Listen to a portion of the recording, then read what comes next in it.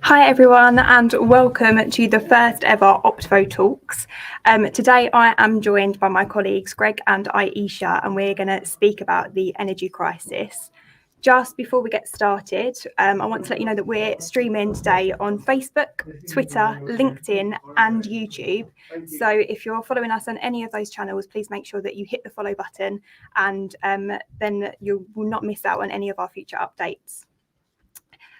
So before we get started, remember that this session is live, so feel free to put in any comments and we will answer as many questions as we can. If we're not sure on the answer today, then we will be checking all of our social channels and we can get back to you with an answer as soon as possible. Remember as well that because of this situation is ever changing, any updates that we receive after this, if you are watching after we broadcast live, you can find on our website and we will put the link up to that later on. So let's get going. Greg, I'm going to come to you first. Would you be able to give us a brief overview on the situation as it is at the moment, please? Thanks, Danielle. Certainly. Well, I work in Optivo's Energy and Environment team, and one of the things we do is try and save Optivo residents money on their energy bills, be it through their service charges or their energy bills at home. And I'm sure most of you out there will have seen in the news lately that energy prices have risen massively this winter, and I'm afraid we're in quite a serious situation with how quickly costs have risen.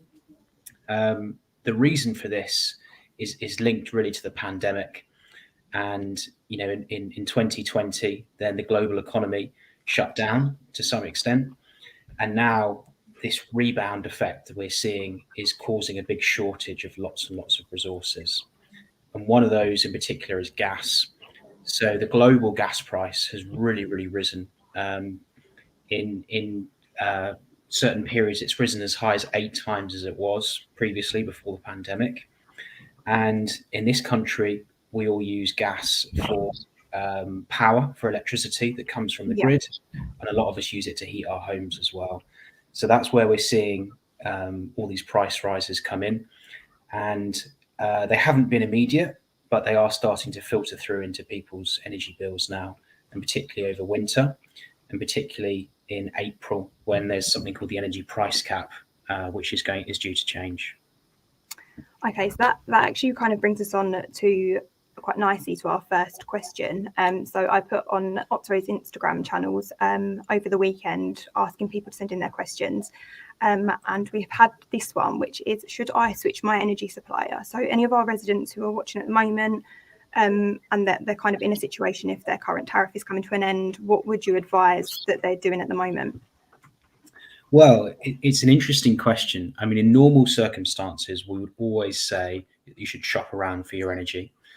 The difference between the rate you'll be given if you don't shop around and the best rate that you can find from things like price comparison websites, or from shopping online or whatever it might be, that price difference is massive. And usually we'd say do absolutely switch your energy supplier.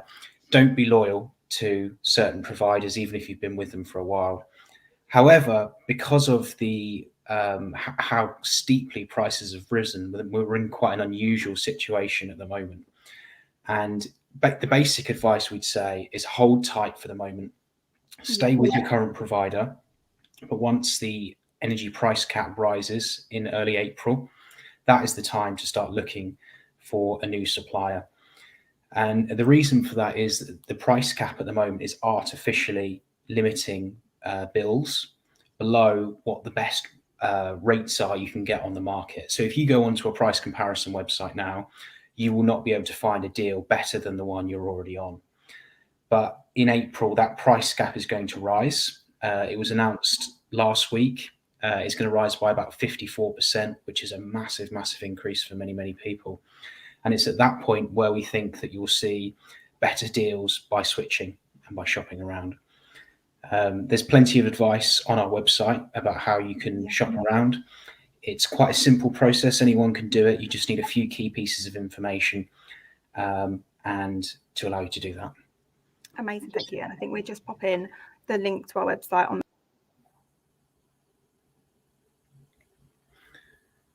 Oh, Danielle seems to have dropped off there. Well, while we wait for her to come back, I know another question that Danielle was going to ask was around how you can save money at home through your energy bills. And I think there's two key bits of advice I'd give. Sorry, Danielle, I jumped onto your next question there around saving energy. That's fine. Thank you so much. I had 2022 issues. My internet just dropped out, but we are live, so I'm guessing that is part of the fun. So yeah, let me just pop that next question up for you. So what should I do if my energy supplier goes bust? Do you mind if we go on to the next question? Sorry, I already started on that one, just about saving energy at home. Sure. So saving energy at home is going to be the single best way to reduce your bill. You can shop around, you can get a good price, but reducing that consumption is really going to be the best way to save. I would say there's two things to focus on here. The first thing would be look at what your main energy users in your home are.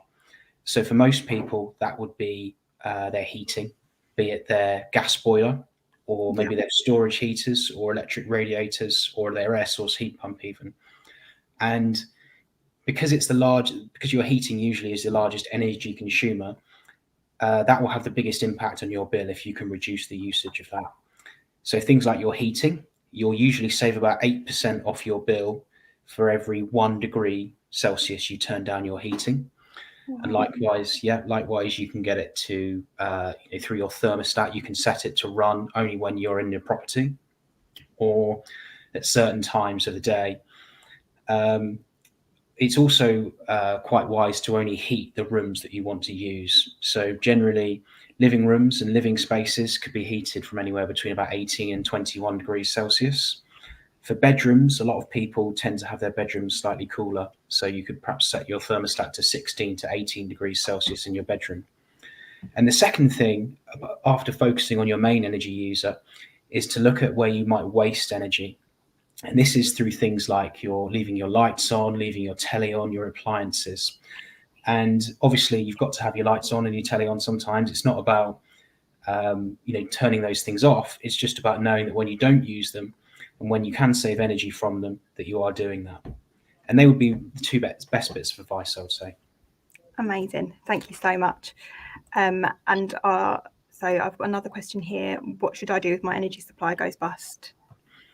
Yeah, great question. Again, because prices have risen so much, we've seen a lot of energy suppliers go out of business, sadly. For me personally, I've had 2 energy suppliers go bust now. And apart from being frustrating, it can leave you wondering where you stand, if any of your credit's protected and what you should really do. And actually, the simple advice here is that for the time being, you don't need to do anything. The government has a scheme whereby another provider will come on and provide your energy for you. Again, that's limited at the moment by the price cap. They will transfer all your old details from your old supplier, and they will protect your credit balance as well. So if you say had £50 on your meter or on your account before your supplier went bust, that will be transferred over to your new supplier. So for the time being, the advice is absolutely just don't do anything. Get the details through from your new supplier, but do consider switching when we come into April 2022. Amazing. Thank you so much. So we've had a question from a resident. I'm just going to ask someone to pop it up on the screen for me because where I have my internet issues, it's not coming out. So there we go.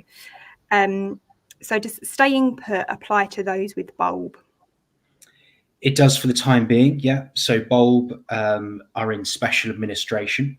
So unlike a lot of the smaller providers that have gone bust, they would be transferred over to another energy provider. But because bulb's such a big provider, the government has decided that it will keep on running. It will keep under the same branding as it currently is, but it's essentially out of business. It will close at some point, probably this year. But your bill with bulb at the moment will be limited by the price cap. You won't get a better deal anywhere else at the moment. However, come April 1st, 2022, when that price cap goes up, that's when I'd really recommend shopping around and seeing who else is out there. I doubt Bulb will be offering any more tariffs because I think they are winding their business down. So you will probably have to look at going elsewhere. But yeah, get on a price comparison site and get ready to switch in April. Amazing. Thank you so much.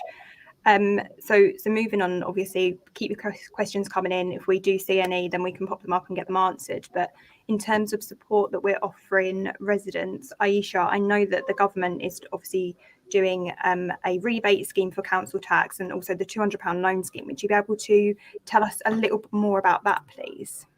Sure. So last week we got announcements on both council tax and the rebate.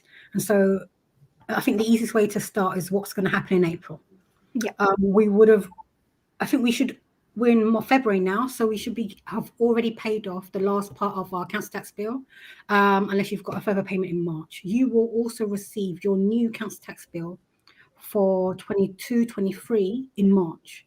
What you will have immediately for those residents who are in band A to D is £150 off your bill flat, regardless of your income. You'll have this amount of money taken off your bill. And the idea is that the government is trying to help households. And that links in with the second rebate that we'll get in October. So if we remember that the government's aim is to support households with regards to the increase in fuel and the cost of living, the first part is council tax. A to D banding, straight £150 off. So regardless of your income or your postcode, where your property is, if it's in between that band, you'll get that £150 off. In October, you'll then have an update. Now, this one's going to be very specific. On your electricity bill that comes, regardless of whether you are a prepayment meter, and that means that you go with your key and you go to the post office or pay zone and you put money on, or you're a bill payer, you will get £200 off your bill, electricity. They are not interested in who you are, what your income is, or where your property is. It's just a flat £200. What will then happen? Okay, so that's October 2022. In April 2023, we will start paying that money back because actually that £200 is a loan. And the way the government will recoup it is they'll recoup it £40 a year. And what they will do is they will add on £40 to your energy bill, whether it be your gas or electricity, in April. So every April for the next 5 years, starting from 2023, we will see an additional £40 placed on our bill, and we'll call it a levy, placed upon our bill that you'll have to pay.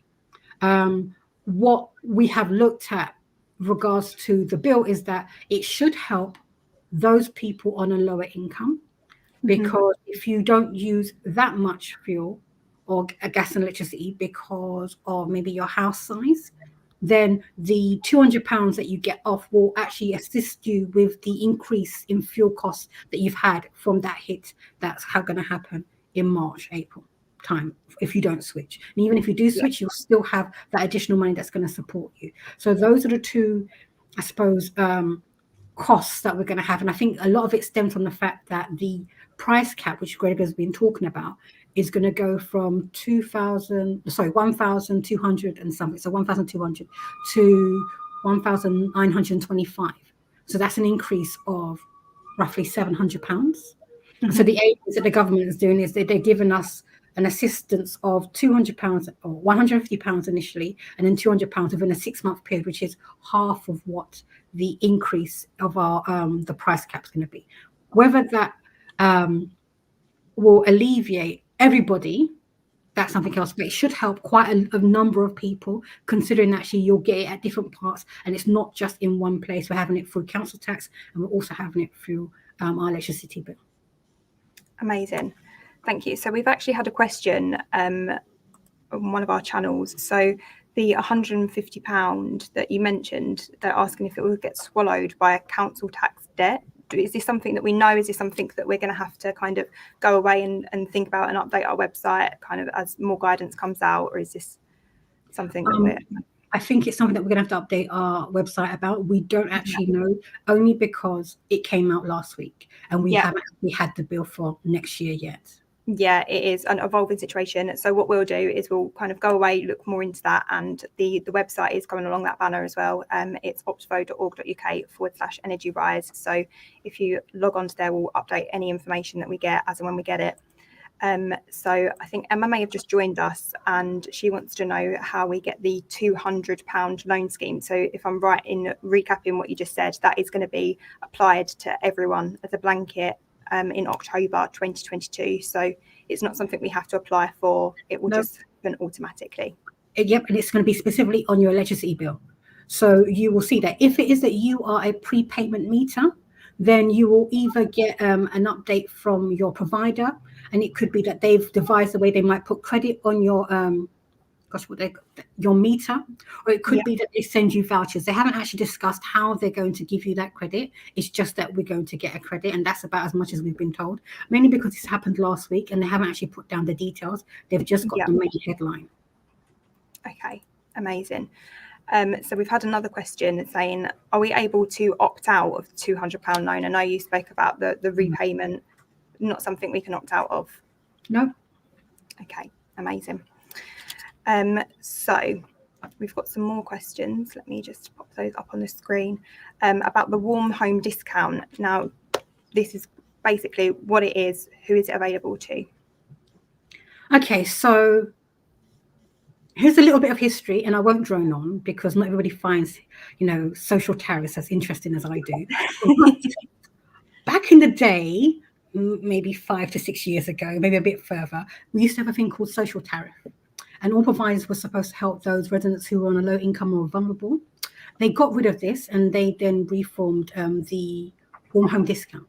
The idea is that they're helping specifically those people on low income, and you've got selected groups. And so generally what happens is that in the July of whatever year you're in, if you receipt of pension guarantee credit, you will be able to apply for warm home discount for that part, and you'll be a group that's already selected, and you'll get that.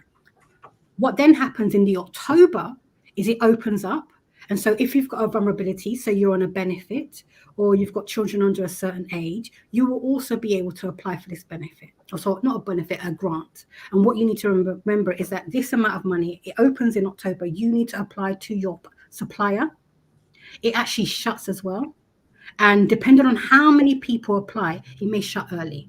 So it's a discount for people on a low income, specifically for the winter period. And it's £140. And so if you're speaking to your suppliers now, I think when I looked about a week ago, the only supplier that was open was Scottish Power. Everybody else had closed down. And those we've had a question around those who are in receipt of PIP. Are they eligible for the warm homes discount? Yes. Amazing. Okay, so I suppose this came in over our Instagram over the weekend. So what support can we provide as an organisation to our residents? Okay, so what I'd say is that initially, what we do as a financial inclusion team is we're here to support residents, making sure that they get the correct benefit that they're entitled to.